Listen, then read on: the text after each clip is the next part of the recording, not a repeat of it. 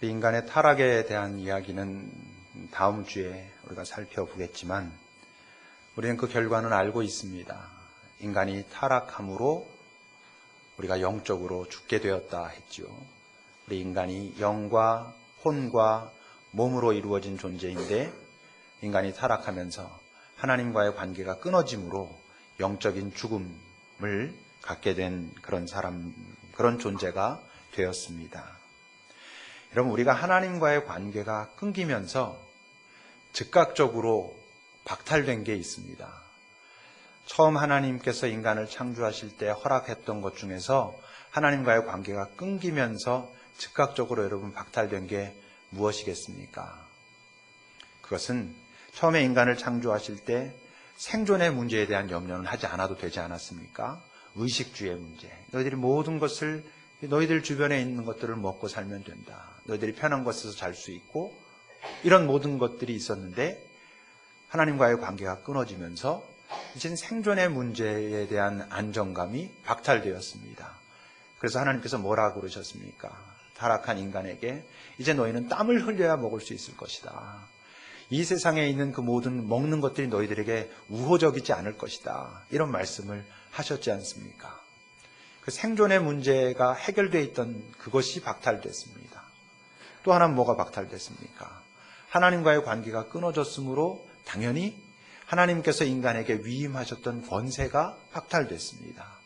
그 권세도 이젠 더 이상 우리 것이 아닌 것이 되었다고 하는 것이죠. 그럼 바로 그렇기 때문에 이젠 타락한 인간에게 닥쳐온 가장 절박한 문제가 무엇이 되었습니까? 생존의 문제가 됐습니다. 인간이 타락한 이후로 어쨌건 가장 자기 앞에 닥쳐온 문제는 이제 먹고 사는 문제. 소위 말해서 무엇을 먹을까, 무엇을 입을까, 어디에서 잠을 잘까, 이것이 가장 인간에게 절박한 문제가 되었습니다. 근데 여러분, 그 생존의 문제가 인간의 절박한 문제가 됐다는 것은 필연적으로 어떤 문제를 파생하겠습니까? 생존의 문제가 절박하다는 것은요, 이제 빈부의 문제가 나타나기 시작했다는 것을 의미합니다. 생각해 보세요. 아무도 먹는 것에 대한 걱정과 두려움이 없고 무엇을 입을까, 무엇을 먹을까, 어디서 잠을 자야 하는가, 어디서 이 비바람을 피해야 되는가라고 하는 문제가 없다면 지금 같은 이런 빈부의 문제가 나타나지 않습니다. 왜냐하면 그 다음에 얼마나 가져야 되는지, 얼마나 보관해야 되는지 이런 문제들이 발생하거든요. 그 생존의 문제를 우리 스스로 해결해야 되는 문제가 되고 나니까 빈부의 문제는 그 다음에 또 어떤 문제를 당연히 일으키겠습니까? 인간 사이에 계급을 일으키는 것입니다. 그러니까 인간이 타락하면서 자연스럽게 생존의 문제를 자기네들 스스로 책임져야 했고 그런 과정에서 더 힘이 센 사람, 힘이 약한 사람, 뭔가 어떤 재주가 있어서 뭘 더 가질 수 있는 사람 이런 것들이 나타나면서 빈부의 문제가 발생했고 또 계급의 문제가 발생하고 이런 부조화가 인간 사이에 하나님의 처음 창조 질서 속에 있지 않았던 그런 문제들이 발생했습니다. 그 경제적인 문제, 생존의 문제를 근데 해결해도 그래도 아직도 해결되지 않는 문제가 있습니다. 뭡니까? 외로움의 문제입니다. 지난주에도 잠깐 말씀드렸지만 결국 인간의 그 본질적인, 그 근본적인 그 외로움의 문제들이 이 세상에서 겉으로 드러나 있는 많은 문제들을 파생시키고 있거든요. 왜 외로움의 문제가 나타납니까? 하나님과의 관계의 단절은 실제로 모든 관계를 훼손했기 때문에 그렇습니다. 인간과 하나님과의 관계만 훼손된 게 아니라 인간과 인간의 관계도 훼손됐고요. 그뿐만 아니라 인간과 다른 모든 피조물들과의 관계도 다 훼손되었습니다. 왜곡된 권세, 하나님께로부터 받은 하나님의 형상을 닮은 그 마음으로 이 모든 세상을 지키고 정복하고 다스려가는 게 아니라 이젠 자기의 욕심과 욕망과 자기의 무언가를 채우기 위한 방식으로 이 다른 모든 피조물들을 바라보면서 그것들을 정복하고 다스리니까 처음 하나님께서 인간에게 위임하셨던 그 권위와는 전혀 다른 모습으로 나타나기 시작하고 그래서 인간 중심으로 자신들의 유익과 편의에 따라서 모든 피조물들을 다루기 시작했고 그래서 훼손됐고 이제 그것은 부메랑이 돼가지고 인간에게 닥쳐옵니다. 그래서 지금 인간 세상에서 일어나고 있는 모든 이 자연의 재해들은 타락한 인간들이 왜곡된 권세를 가지고 그 자연에게 함부로 행했기 때문에 지금 되돌아오고 있는 그런 문제고, 지금 인간은 다른 모든 피조물들과 끊임없는 긴장의 상태에 놓여 있습니다. 그런데 그 어떤 생존의 문제를 해결해야 한다고 하는, 외로움 때문에 우리가 깊은 나름대로 한 명 한 명 다 고독의 존재로 살아가고 있다는 그 자체보다도 더 심각한 것은, 왜냐하면 생존의 문제에 대한 책임을 져야 하고 외로움의 문제를 해결하고자 하는 갈망들이 있는 것은 우리가 어떻게 만들어낸 게 아니잖아요. 지금 우리가 선택한 게 아니거든요. 우리 존재가 그렇게 되어버린 존재란 말이에요. 근데 그것 자체보다 더 중요한 건 이제 무슨 문제가 돼버렸습니까? 이제 그것들을 해결해가는 해결의 방식에 더 심각한 문제들이 발생됐습니다. 그 해결해가는 과정에서 더 나빠진다는 것입니다. 왜? 잘못된 해결책을 선택하기 때문에 그렇습니다. 인간이 그 생존의 문제 또는 외로움의 문제를 안게 된 그 출발점, 그 근원이 뭐였다고요? 하나님과의 관계가 끊어지는 거였습니다. 영적으로 죽은 것이었단 말입니다. 그러니까 그 해결의 시작도 무엇이어야 되겠습니까? 그분과의 관계를 회복하는 것으로부터 시작되는 것이거든요. 우리가 하는 단어로 사용하면 거듭남, 영적으로 죽었던 존재에서 다시 영적으로 살아나는 그 거듭남으로부터 인간이 가지고 있는 문제의 본질이 해결되기 시작하는 것인데, 거듭나면 완전히 해결됐다, 끝, 이건 아니지만 그 해결의 출발점이 거듭남으로부터 시작되는 것인데 그렇고 있지 않거든요. 그래서 여러분, 이 표현을 어떻게 여러분들이 이해하실지 모르겠지만, 어쩌면 예수님이라고 하는 그분은 죽어서 천국 가는 것 때문에 필요한 것도 물론이지만 어쩌면 이 세상에서 더 필요한 분입니다. 이 땅을 정말 인간답게 살아가는 데 있어서 예수 그분이 없이는 우리는 그렇게 살아갈 수가 없는 존재라고 하는 것이죠. 근데 이 세상은 어떻게 가르칩니까? 너희들이 생존의 문제를 해결하려면 남들보다 더 갖고 더 높아져야 생존의 문제가 해결된다라고 말합니다. 이 세상에 있는 그 인간들 사이에 아주 중요한 갈등 중에 하나가 아까도 말했던 그 어떤 빈부의 문제, 계급의 문제잖아요. 그것들을 말할 수 있는 딱 한 글자로 말하면 그게 더입니다. 더 가져야 된다. 남들보다 더 높아져야 하고, 남들보다 더 많이 가져야 하고, 남들보다 더 많이 배워야 하고, 이 문제가 인간들 사이에 많은 문제를 야기시키지 않습니까? 그 더라고 하는 단어가 성경에 나오는 단어로 바꾸면 탐심입니다.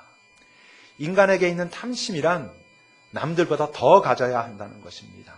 내게 필요한 가장 필요한 그만큼 갖게 된다고 하는 것을 갖기를 원한다는 것을 탐심이라고 말하지 않아요.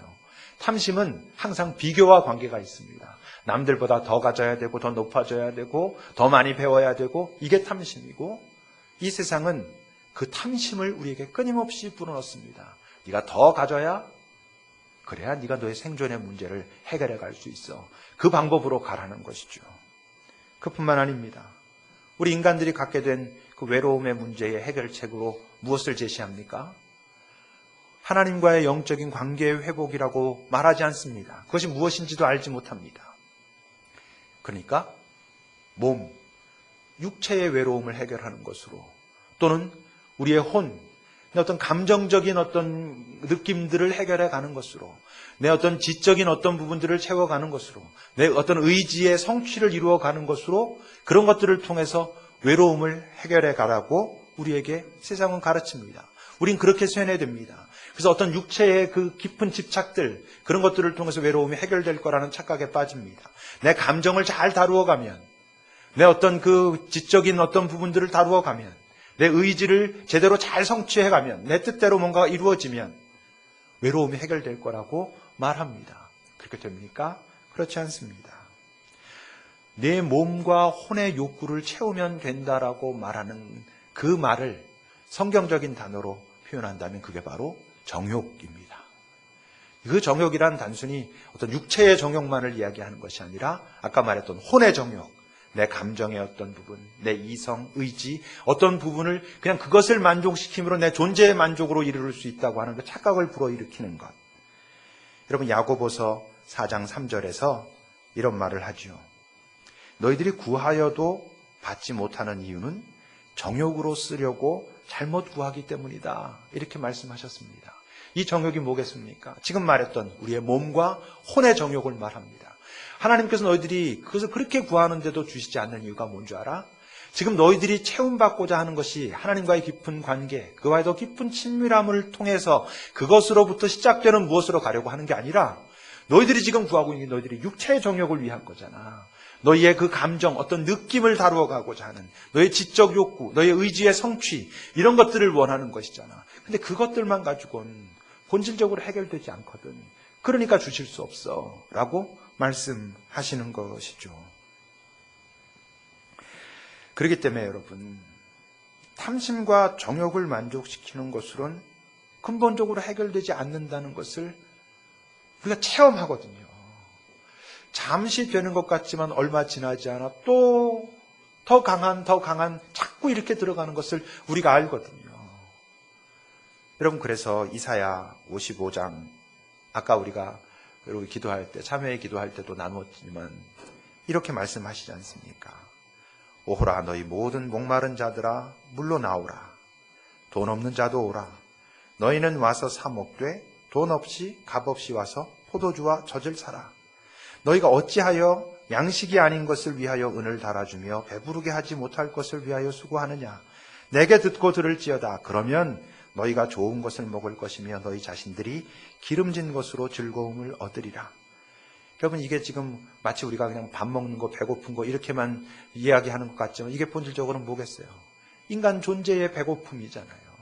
인간 존재의 배고픔이란 다시 말하면 외로움의 문제죠. 고독의 문제죠. 근데 너희들이 지금 그 투자하고 찾고자 하고 집착하고 얽매여 살고 있는 그것이 너희들의 정말 그 배고픔을 해결해 줄 수 있느냐? 해결해 줄 수 없다. 잠시 그러다 다시 너희들이 거기에 매여 있지 않느냐. 내게로 나오라. 뭘 말씀하십니까? 우선 나와의 관계를 너희들이 회복해야 돼. 그런 것으로부터 시작했을 때 너희들 존재의, 그 다음에 혼과 육체의 문제까지도 그 나와의 관계가 해결되고 난 후에 이루어져야 그것이 자연스럽게 존재의 평화가 오게 된다라고 우리에게 말씀하시죠. 그래서 예수 믿는 사람들은 어떤 사람들? 여러분, 갈라디아서 5장 24절은 뭐라고 말합니까? 그리스도 예수의 사람들은 어떤 사람들? 육체와 함께 그 정욕과 탐심을 십자가에 못 박은 사람들이다. 그래요. 말했죠. 정욕이 뭐? 그저 내 이 땅에 살아가는 동안 외롭고 힘들고 이게 뭔가 만족이 없고 할 때 그것을 그냥 육체의 부분, 내 혼의 부분, 감정의 부분, 이런 부분들만으로 해결하고자 하는 그 마음을 이제 내려놓은, 그리고 남들보다 더 가짐으로 그래서 내가 이렇게 잘 사는 것이고 나는 이제 생존의 문제를 더 이상 염려하지 않는 것이고 라고 하는 그 부분들을 내려놓고 이제는 하나님을 향하여 새롭게 서게 된 존재가 예수 그리스도의 사람들이다 라고 말하고 있는 것입니다. 이 땅에서 이제 아무래도 우리 사람들이 살아가면서 그 외로움의 문제를 해결해가는 가장 일반적인 방식이 여러분 결혼입니다. 우리의 결혼이 시작부터 문제를 품고 있습니다. 어떤 문제를 품고 있을까요? 결혼을 그 외로움의 돌파구로들 다 생각하고 있다는 것입니다. 여기 대부분의 사람들은 모를 텐데 우리 젊었을 때 그런 노래가 있었어요. 뭐 외로운 사람끼리 두 손을 잡고 뭐 마주보며 웃음지며 뭐 걸어가는 길, 뭐 이런 노래들이 있었어요. 외로운 사람들이 뭐 그렇게 만나서 이렇게 살아간다, 뭐 이런 얘기겠죠. 근데 여러분, 결혼이 정말 우리의 외로움을 해결해 줍니까? 그런 문제라고 생각하십니까? 결혼의 본질이 무엇입니까, 여러분? 결혼의 본질은 외로움의 해소책이 아니고 결혼은 하나님의 형상을 충만하게 하는, 남자와 여자가 부모를 떠나 서로 연합하여 한 몸을 이룸으로 말미암아 하나님께서 인간을 창조하실 때 하나님의 형상대로 창조하실 때 남자와 여자로 창조하셨는데 이제 그들이 연합할 때에 하나님의 형상이 가장 풍성하게 되는, 그래서 결혼의 본질은 하나님의 형상이 풍성하게 되는 것입니다. 외로움의 해결은 하나님의 형상이 풍성하게 되는 그 자리로 나아갈 때에 맺히는 열매죠. 여러 가지 열매 중에 하나로 그 외로움의 부분이 해결되는 것인데, 결혼이라고 하는 것을 많은 사람들이 난 요즘 외로워 죽겠어, 짝이 필요해, 내 반쪽. 여러분, 반쪽이 아닙니다. 한쪽과 한쪽이 만나가지고 다시 새로운 온전한 한쪽이 되는 것인데, 결혼을 외로움의 돌파구로들 생각하고 있습니다. 그러다 보니 어떻습니까?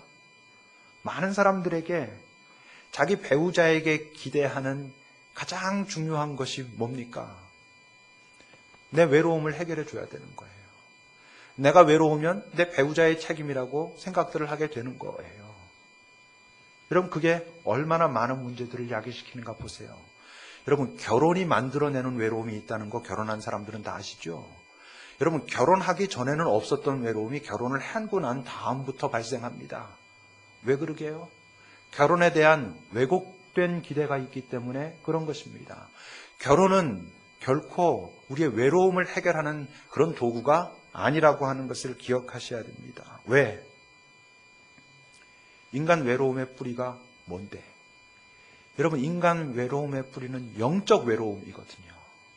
하나님과의 관계가 끊어지면서 인간 존재는 본질적으로 외로움을 담고 태어났단 말이에요. 그런데 다른 인간, 그 인간과 그 문제가 해결될 수 있느냐 하는 것이죠. 해결되지 않습니다. 여러분, 왜 해결되지 않겠어요?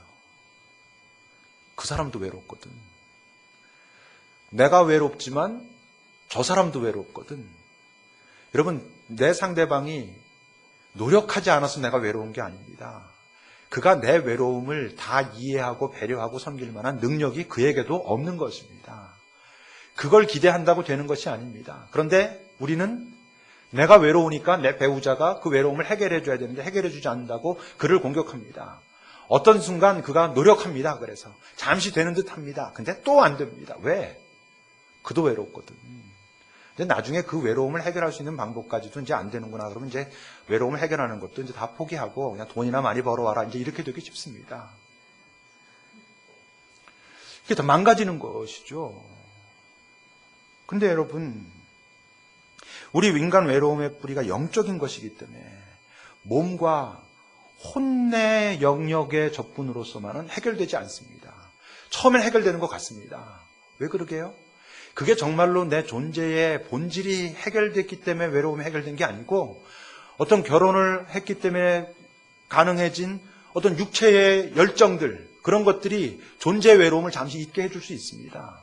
어떤 감정적인 안정감, 이제 난 결혼했어, 이런 안정감들이 있거든요, 사실. 그런 것들이 자기 존재의 외로움을 해결해 주는 것처럼 느껴집니다, 어떤 순간. 몇 년 가지 않습니다. 조금 지나가면 이건 내가 왜 이 남자랑 결혼해가지고, 왜 이 여자랑 내가 결혼해가지고, 말도 잘 못하죠. 이제 그런 말하면 또 다른 문제가 발생하니까. 속에서 끙끙 앓는 것입니다.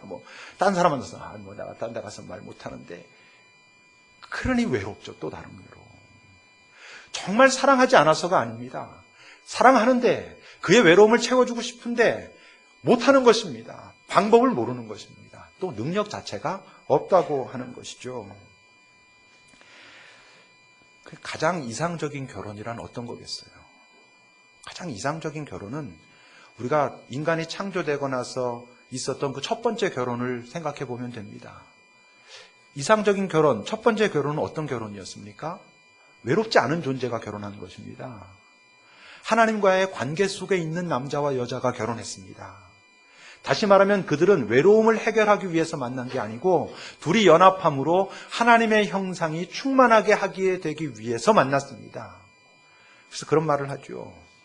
결혼은 누가 해야 되냐 하면 결혼하지 않아도 잘 살 사람이 해야 된다, 이렇게 말합니다. 결혼하지 않아도 홀로 잘 서 있는 사람들끼리 만나서 결혼할 때 그 결혼에서 정말 하나님께서 남자와 여자가 연합하여 한 몸을 이루라고 하신 그 목표에 가장 합당한 존재가 된다고 하는 것이죠. 그 사람 인자 있잖아요. 그 한문 사람 인자.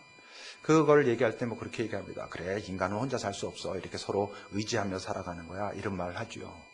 저는 이 사람 인자가 참 성경적이라고 생각합니다. 여러분, 이렇게 온전한 인간이란 다시 말하면 어떤 인간이겠어요? 하나님의 형상이 드러나 있는 인간입니다. 어떤 점에서 남자와 여자가 연합되어 있는 모습이라고 말할 수도 있을 것입니다. 근데 여러분 생각해 보세요.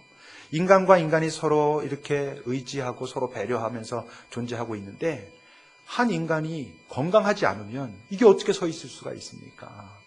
이 사람은 아마 잘 바칠 힘이 있어야 될 것입니다. 이 사람은 아마 잘 배려하면서 힘을 잘 나누어 줄 수 있는 힘이 있어야 이게 서로 존재할 수 있을 것입니다. 근데 이 하나하나의 인간이 다 깨져 있고 서로가 서로에게 원하는 것들만 가지고 있을 때 어떻게 이게 온전한 인간으로 존재할 수 있겠습니까?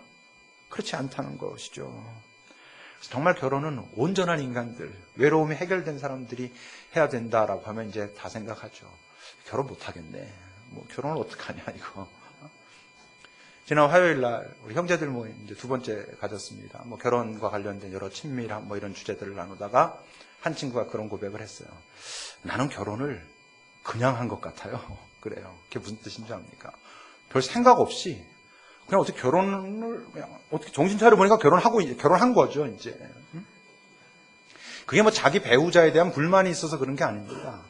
뭘 준비하고 뭐 이런 것도 없이 마치 중학생에서 고등학생 되듯이 고등학교 졸업하면 대학 가는 게 당연하다고 하는 듯이 그냥 어떤 나이가 됐고 이렇게 사람이 있으니까 결혼해야 되는가 보다 그래서 했다 그러는 거예요. 그나마 여러분 뭐 중학교에서 고등학교 가고 고등학교에서 대학 갈 땐 그거 가려고 공부라도 하지. 결혼은 공부도 별로 안 하고 그냥 갑니다. 결혼 준비학교 뭐 한 2주 이렇게 한 2시간 해가지고 결혼합니다. 이게 정말 심각한 문제죠. 결혼 시험 봐야 됩니다. 정말. 결혼해도 되나. 그 얘기를 우리 집에 가서 했더니 저희 집에 같이 사는 사람은 자기는 그냥 결혼한 게 아니라 문외 결혼을 했대요. 뇌가 없이 결혼을 했다는 거예요. 뭐 나도 뭐 그냥. 근데요 여러분 적어도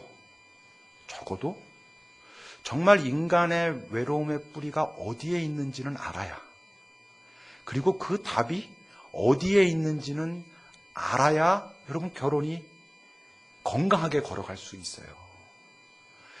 내 이 외로운데 이 외로움의 해결을 내가 결혼했으니까 내 남편이 내 부인이 해결해 줘야 된다고 생각하기 시작하니까 이제 새로운 갈등이 벌어집니다. 이전까지는 내 외로움을 해결할 수 있는 딱 고정된 존재가 없었어요. 그냥 인간은 이런가 보다 그랬는데 결혼을 하고 나니까 내 배우자가 이 부분을 해결해야 준다라고 그걸 믿고 있다 보니까 이젠 특정 지어져 가지고 내 외로움의 이유의 대상이 그가 되는 거예요. 자꾸만.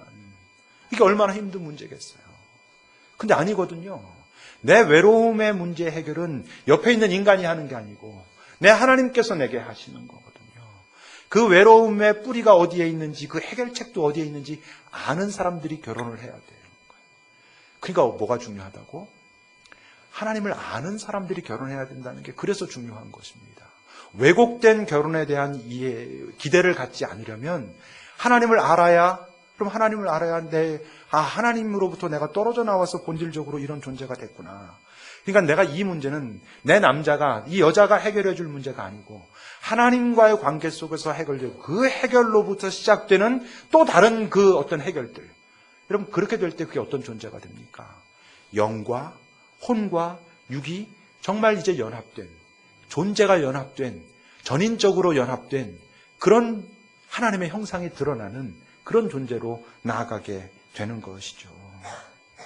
그러니까 뭐라고 말합니까? 항상 결혼한 후에도 홀로 있는 시간이 꼭 보장돼야 된다고요. 홀로 있는 시간에 나 좀 혼자 내가 하고 싶은 거 하게 내비둬, 이런 의미에서가 아니라 하나님 앞에 나라고 하는 존재가 홀로 서는 그 시간이 보장돼서 끊임없이 하나님께로부터 채워져야 하는, 하나님께로부터만 내게 올 수 있는 것을 채운 존재로서 그 다음에 다른 내 옆에 있는 그 사람과 배우자와 배필과 그 관계를 맺어가야 온전한 관계가 형성된다고 하는 것이죠. 그러니까 여러분 하나님을 아는 사람들이 만나는 것은 그래서 중요하고, 그리고 난 다음에도 홀로 하나님 앞에 서는 시간은 여전히 없으면 안 되는 거라고 하는 것이죠. 제가 우리 청년들에게 그런 말 합니다. 그래, 근데 하나님 모르는 사람들 주변에 또 이렇게 많이 있으니까, 또 아는 사람들 이렇게 보면 별로 그렇게 마땅한 사람이 보이지 않으면, 시작하되, 결혼을 결심하기 전까지는 공동체 안에 들어와 있어야 된다. 그 말을 대부분 결혼하기 전에는요, 대수롭지 않게 생각합니다. 근데 막상 결혼해서 그것이 현실이 되면, 이게 본질적으로 가치관이 다른 거니까. 나를 하나님이 만드셨고 나는 하나님과의 관계가 훼손되면서 인간이 이런 존재가 됐다는 거 하고, 열심히 좀 더 노력하고 좀 더 애쓰고 네가 나를 좀 더 사랑하고 어떻게 하고 시간을 내고 하고 그러면 해결된다는 사람하고 이게 어떻게 해결이 될 수가 있겠어요? 해결되지 않아요. 그럼 이제 또 던져지는 질문이 뭡니까? 난 결혼했다. 근데 내 남편은, 내 부인은 예수 안 믿는다. 이건 어쩌냐? 이제 이런 문제가 또 대두되겠죠. 그건 이제 감당해야 될 십자가입니다. 고린도전서 7장 12절부터 14절을 보세요, 여러분. 그 나머지 사람들에게 내가 말하노니, 어떤 경우냐 하면 이제 이건 주의 명령은 아니다. 그러니까 이 바울도 이 문제 때문에 머리가 많이 아팠던 것 같아요. 그분이 이렇게 말을 합니다. 만일 어떤 형제에게 믿지 않는 아내가 있어가지고 남편과 함께 살기를 좋아하거든 버리지 말라. 버리면 안 됩니다. 어떤 여자에게 믿지 않는 남편이 있어서 아내와 함께 살기를 좋아하거든 그 남편도 버리지 말라. 믿지 않는 남편이 아내로 말미암아 거룩하게 되고 믿지 아니하는 아내가 남편으로 말미암아 거룩하게 되나니 그렇지 아니하면 너희 자녀도 깨끗하지 못하다. 그러나 이제 거룩하다. 그렇게 되면, 근데 이제 이 14절 같은 말씀을 좀 더 깊이 고민해야 되는데 이 말씀은 이제 어디에다 써먹죠? 남자나 여자나 이제 믿지 않는 사람을 만날 때 하나님이 나를 통해서 이 사람을 당신께로 부르려고 하시나 봐. 이제 그렇게 딱 하려고. 사실은 그게 더 중요한 게 아니라 이 사람이 더 중요하면서 이제 그렇게 할 수 있어요. 근데 여기 분명히 세 가지의 얘기가 있어요. 첫째는 버리지 말라. 버리지 말라는 건 네가 선택했다면 책임을 져야 된다, 이런 의미가 있어요. 근데 그것만 있는 건 아니죠. 그럼 버티기만 하면 됩니까? 아니요. 두 번째는 어떤 말씀이 있습니까? 14절을 다시 잘 보면요, 믿지 않는 남편이 아내로 말미암아 거룩하게 되고 믿지 않는 아내가 남편으로 말미암아 거룩하게 된다면 가능하지 않겠냐 그래요. 근데 믿지 않는 남편이 아내로 말미암아, 믿는 아내죠. 믿는 아내로 말미암아 그가 거룩하게 되려면 그 아내가 뭘 보여줘야 돼요? 거룩함을 보여줘야죠. 그가 거룩함을 그에게 나타내 보여줄 수 있어야, 다시 말하면 내가 하나님을 믿어서 관계가 회복된 것뿐만 아니라 하나님과의 더 깊은 관계 속으로 들어가서 내가 영적으로 성장해서 내 존재에게서 거룩함의 실체가 그에게 전달돼야 그가 거룩함이 뭔지 알고 거룩함 속으로 끌려 들여올 거 아닙니까?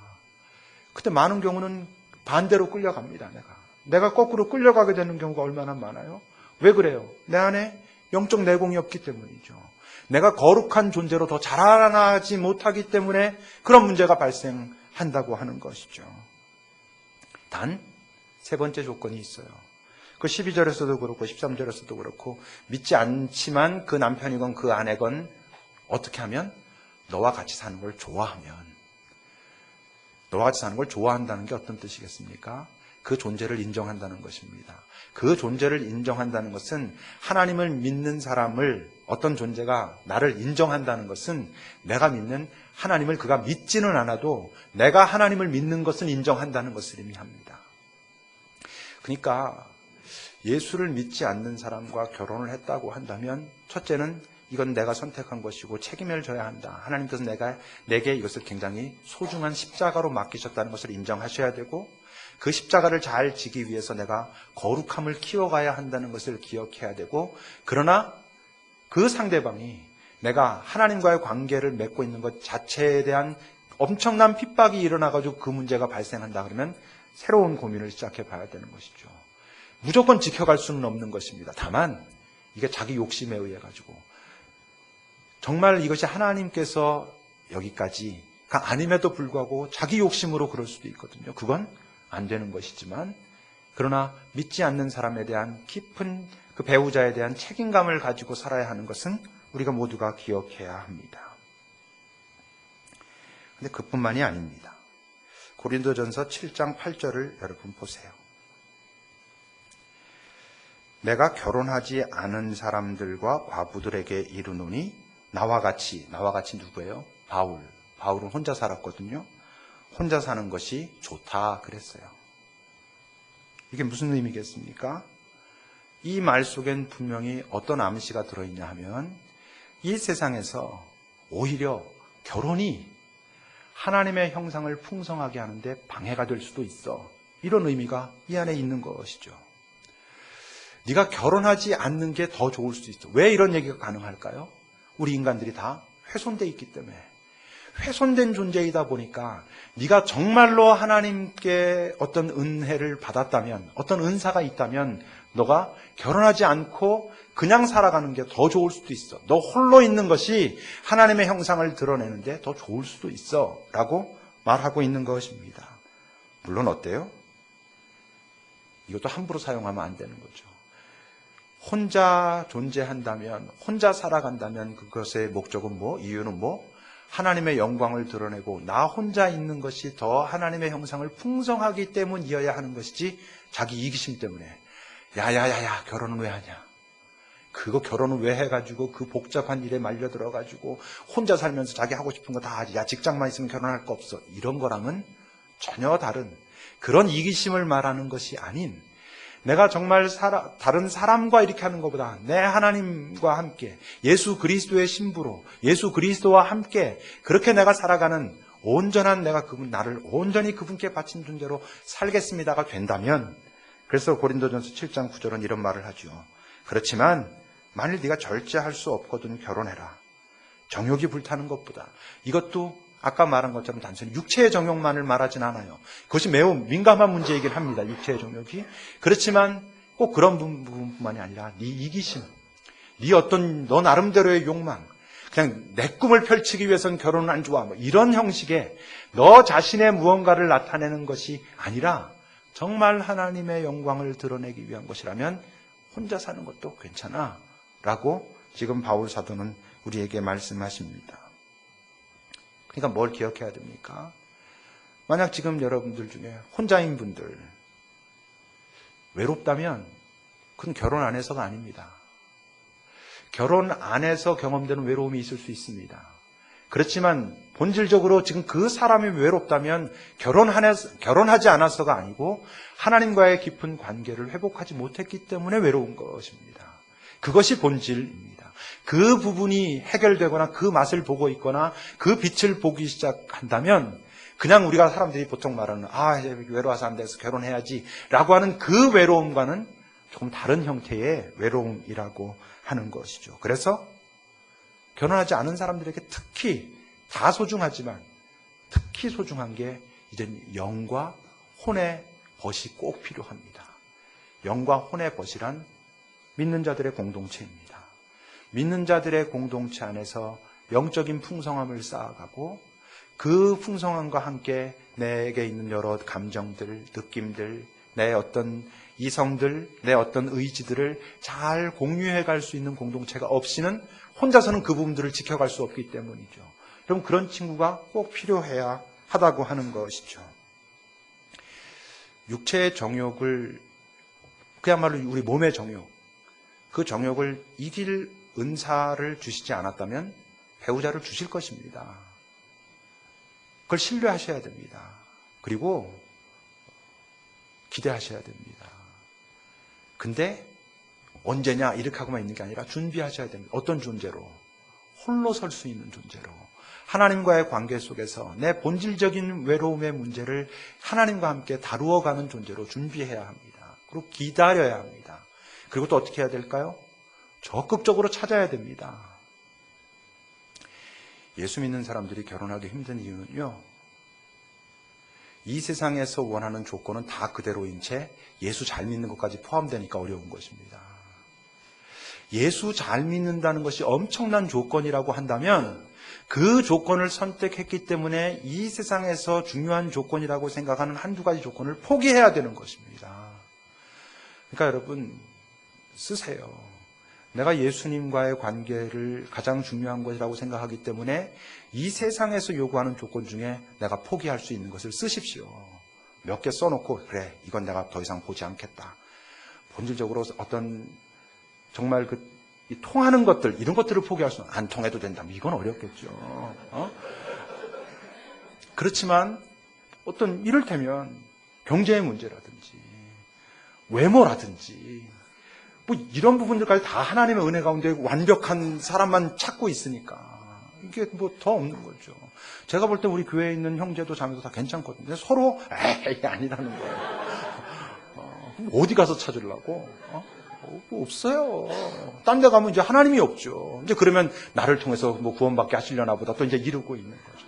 해놓고 나중에 내가 그때 실수했어요. 뭐 결혼을 너무 금방 했어요. 모든 사람들이, 얼마나 많은 사람들이 여러분 그러고 있는지 모릅니다.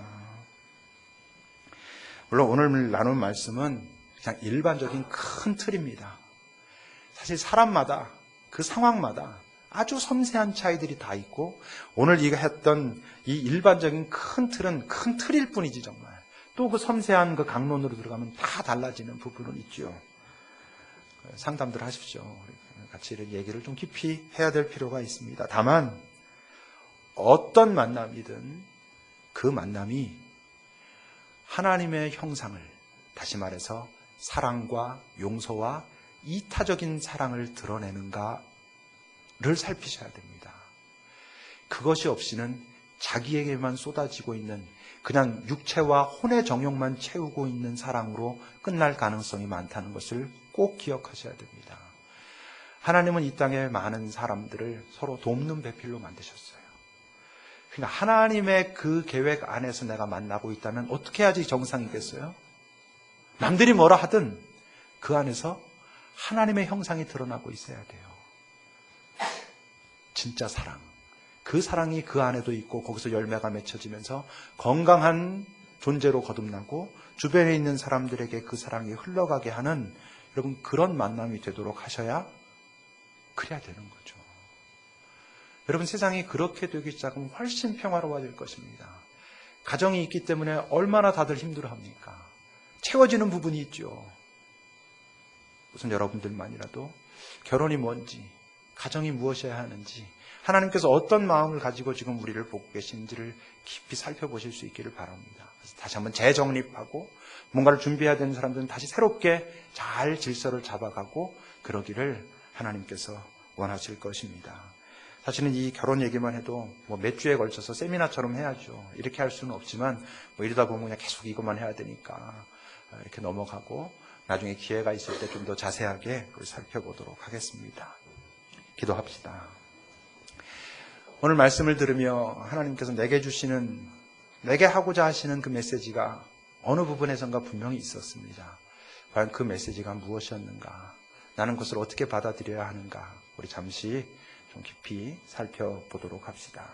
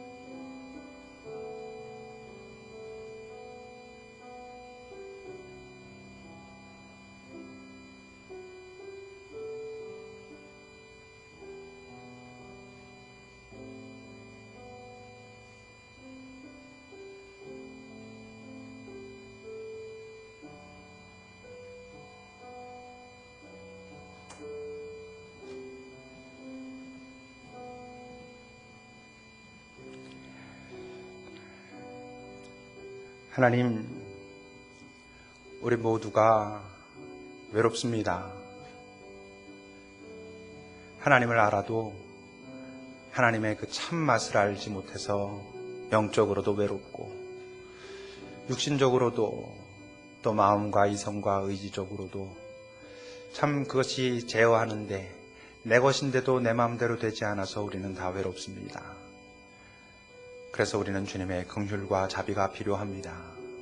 주님의 돌보심과 주님의 참아주심과 주님의 힘과 지혜가 필요합니다. 우리 연약한 사람들, 외롭게 된 사람들, 우리를 긍휼히 여기시고 우리가 정말로 영과 혼과 육이 주님 안에서 기쁨을 누릴 수 있도록 또 그런 사람들과 함께 살아갈 수 있도록 우리에게 은총을 베푸소서. 예수님의 이름으로 기도합니다. 아멘.